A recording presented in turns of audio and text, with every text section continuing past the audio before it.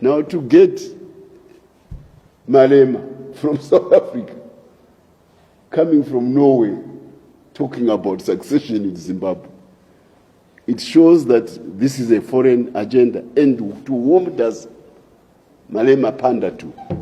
He panders to the dictates of the post-colonial or of the colonial company, colonial era company, Anglo-American, which is an offshoot from Cecil John Rhodes, which actually ran this region from Cape Town up to the Copper Belt in Congo and Zambia.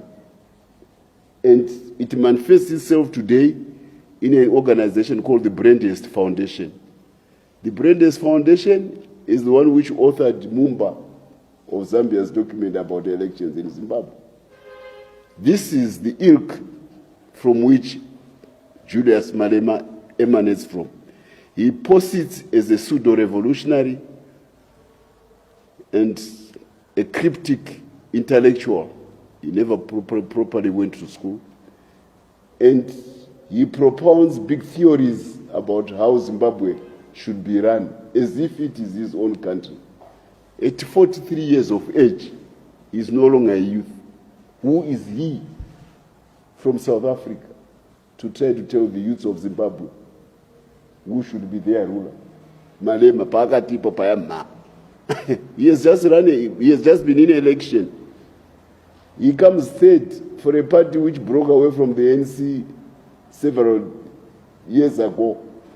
Third from Umkondo Wesizwe's MK from Zuma, a party which is hardly 6 months. It's clear that his pseudo-revolutionary message within South Africa has reached a dead end. That's why he could be overtaken. That's why he never made it himself to become the president. So charity begins at home. If you are so good at leadership that you can give strictures to Zimbabwean youth, why not make it success your own homegrown ride to power at Mashambanzo in Pretoria, in Swane? He can't.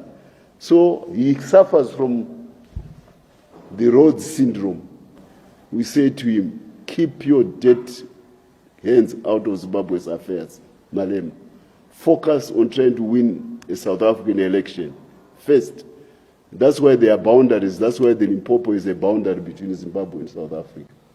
She has no authority at all to be speaking about Zimbabwean politics.